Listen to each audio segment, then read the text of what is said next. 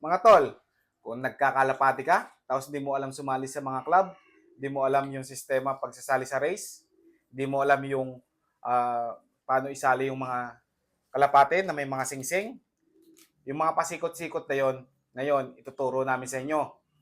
Kaya panoodin mo itong video na to hanggang dulo para may idea ka. Let's go!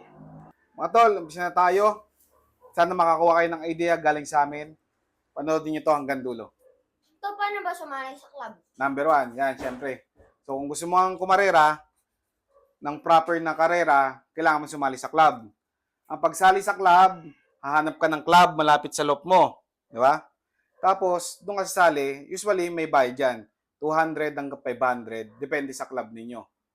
To, pag nakasali ka na ng club, ano naman yung pasukat? Yun yung pangalawa. Once na nakasali ka na sa club, may tinatawag dyan na pasukat. Lalo pag first time mo, wala pang sukat yung loop mo, hindi yung loop mo ang dito nalilito ang iba. Hindi yung loop mo ang susukatin. Malaki man o maliit yan, walang problema. Ang susukatin is yung coordinates. Kung nasaan mismo yung loop mo sa mapa. Kasi doon magba-base yung application ng speed mo. Yun yung kukwentahin niya based doon sa coordinates mo. At mga tol, syempre ang pasukat, may bayad din yan. Pero depende na lang sa club nyo kung magkano. Usually, ang pasukat, nag-range yan 100 hanggang 300. So, pag-usapan naman natin yung singsing. Yan maganda pag-usapan, tol, no? Sa singsing. Sa singsing, marami nagtatanong sa live natin, boy, di ba? O, pag comring, pwede daw ba sumali ng sumali ng karera? Oo, pwedeng sumali ng karera kahit naka-comring yung mga ibon nyo. Pero, old bird category agad yan. Tapos may tinatawag naman tayong club ring. Ang club ring, yung binibigay ng club yan bago ang derby. Kunyari, magkakaroon ng South Derby Race. Sa bago pa lang mag-breeding season, nagbebenta na agad sila ng South Derby Race na ring. Yung ring na yon, susuksok mo dun sa mga na-breed mo, pwede sila mag-fall on sa young bird category. Pero at the same time, pwede pa rin silang tumagos sa old bird category. Dalawang categories. Ang di mo lang pwede isali sa karera pag yung singsing mo naka-personal banded lang. Yun lang ang hindi pwede isali sa karera. Sa mga tol, wala naman sa laki at liit ng ng loop yan. Nasa ibon nyo pa rin yan. Nasa pag-aalaga nyo pa rin yan. Paano to pag may kalapati na ako, tapos may training na? Ayan, pagdating naman sa training, meron tayo tinatawag na truck training, yung nagkakarga tayo sa truck.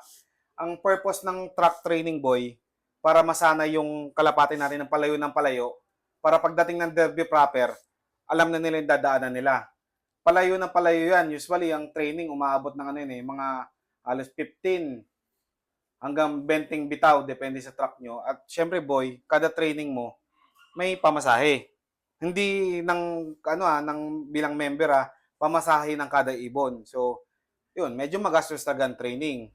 Tapos after ng training, doon na papasok ang derby. Sa derby, may tinatawag tayong entry fee sa derby. Usually, nasa 500 yan o depende sa club. Or minsan, may derby din na pag all-in, pag bumili ka ng singsing, isahan na yun, boy. Lahat na yun. Doon na yun. Tapos sa derby, meron naman tayong tinatawag dyan na yung mga side bet. For example, super set, ano yun? Pag complete clocking ka, walang butas. Ibig sabihin, ang butas naman, lahat ng laps ng derby, nag-clock ang ibon mo. Meron naman yung, yung patibayan. Yung patibayan, o kaya parang survival tinatawag dyan, basta mag-clock ang ibon mo sa last lap, may party ka doon. Magkakaroon ka ng dividendo doon sa sa prize pool.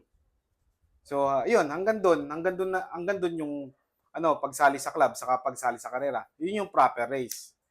Yun. So, sana natutunan mo. Opo. O ikaw, Laro, may natutunan ka. O kayo mga tol, salamat sa panonood. Kung umabot kayo sa part ng video na to, comment down below para i-shoutout namin kayo sa susunod namin na content. Let's go.